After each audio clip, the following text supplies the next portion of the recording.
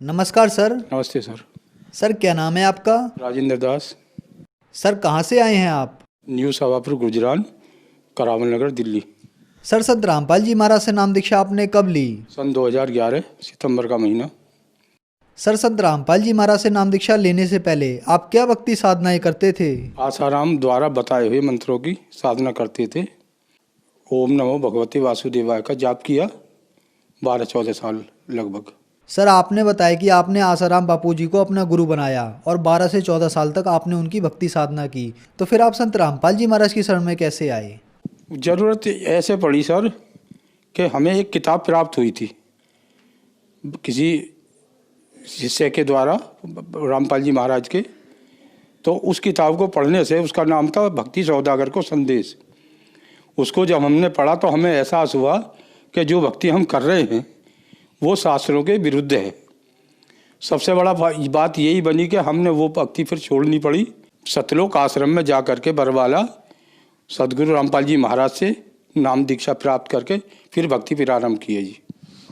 Sir संत रामपाल जी महाराज से नाम दीक्षा लेने के बाद श्रद्धालुओं को बहुत सारे लाभ प्राप्त होते हैं, चाहे वो भौतिक हो, मानसिक हो, आध्यात्मिक हो या शारीरिक हो।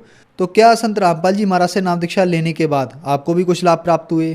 हाँ, बहुत लाभ प्राप्त हुए सर। सबसे बड़ा लाभ और सबसे मुख्य लाभ हमें ये पता लगा कि हमारा जीवन का उद्देश्य कुछ अलग है। भक्ति करके मोक्ष प्राप्त करना है, जो हम अब तक उस ज्ञान से अनबूझ थे।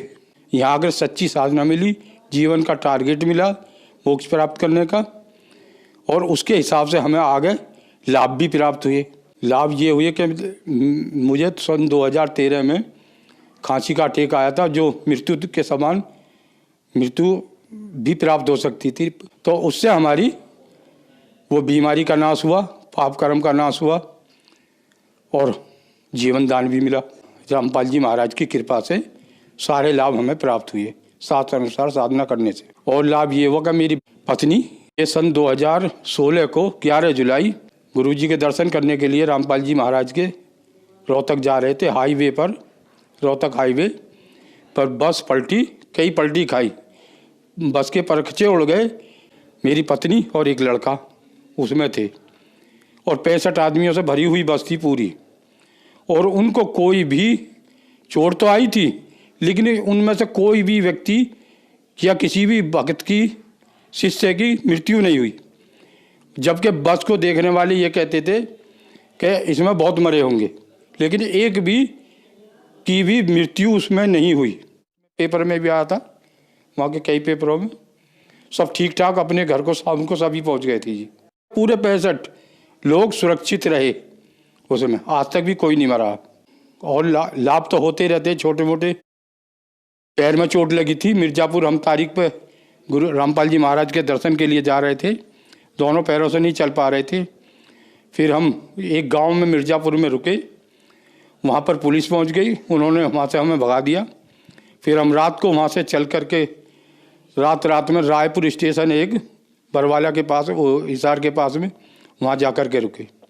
वहाँ हमने आराम किया। मेरी पत्नी ने कहा, सुबह को उठ के जब हम उठे, वहाँ से 3 बजे हम पहुँचे, 12 बजे के चले हुए धीरे धीरे, क्योंकि मैं चल नहीं सकता था, बहुत धीरे धीरे चल रहा था। जब वहाँ हम पहुँचे, रात को सवेरे को उठे, इन्होंने कहा कि देखना जी तुम्हारे पैर में दर्द तो नहीं है। ऐसे ऐसे गुरुजी आए थे रामपाल जी महाराज, उन्होंने आपके पैर को पकड़ के वो ठीक कर रहे थे। अब मैं उठा और मैंने देखा कि चल फिर के देखा तो मेरे पैर भी, जब जो पहले सूज रहे थे और चला नहीं जा रहा था और दर्द था, और घूम फिर के देखा तो ऐसा लग रहा था जैसे मेरे कोई बीमारी थी नहीं पैर में, बिल्कुल ठीक ओके हो गया। मैं सुबह आराम से चल सकता था, मैं अभी तक भी ठीक हूँ संत रामपाल जी की कृपा से। नशा भी छूट गया। मैं बीड़ी 5-5 मिनट में बीड़ी पीता था सर। और पहले मैं आसाराम की भक्ति करता था, वहाँ मेरा कोई बीड़ी बिका ना, कोई पाबंदी थी वहाँ। यहाँ पूरी छानबीन के साथ हम अंदर जाते थे कि बीड़ी तो नहीं ले जा रहे या माचिस तो नहीं ले जा रहे, पूरी नियम का पालन करना पड़ता था। इसीलिए हमारे सारे विकार परमात्मा ने, रामपाल जी महाराज की कृपा से सारे छूमंतर हो गए। सर संत रामपाल जी महाराज ने आपको एक सुखमय जीवन दिया और बहुत सारे सुख दिए, तो जो श्रद्धालु आज आपको देख रहे हैं, आप उन्हें क्या कहना चाहेंगे? उनके लिए मैं निवेदन कर सकता हूँ सर कि अपने कीमती मनुष्य के जीवन को बर्बाद ना करें नकली संत महंतों के चक्कर में पड़ के, या कोई भक्ति नहीं करते तो वो भी गलत है। ये परमात्मा बताते हैं रामपाल जी महाराज कि वो परमात्मा के संविधान का उल्लंघन है। अब परमात्मा के अनुसार भक्ति करें, रामपाल जी महाराज की शरण में जल्दी से जल्दी आए। अपना जीवन कीमती है, एक एक क्षण गिने चुने सांस होते हैं हमारे शरीर में।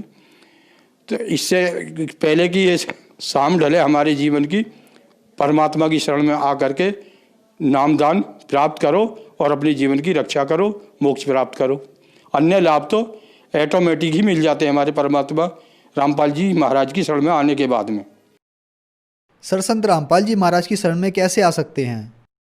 संत रामपाल जी महाराज की शरण में आने के लिए प्रत्येक स्टेट राज्य में प्रत्येक जिले में नामदान सेंटर खुले हुए हैं।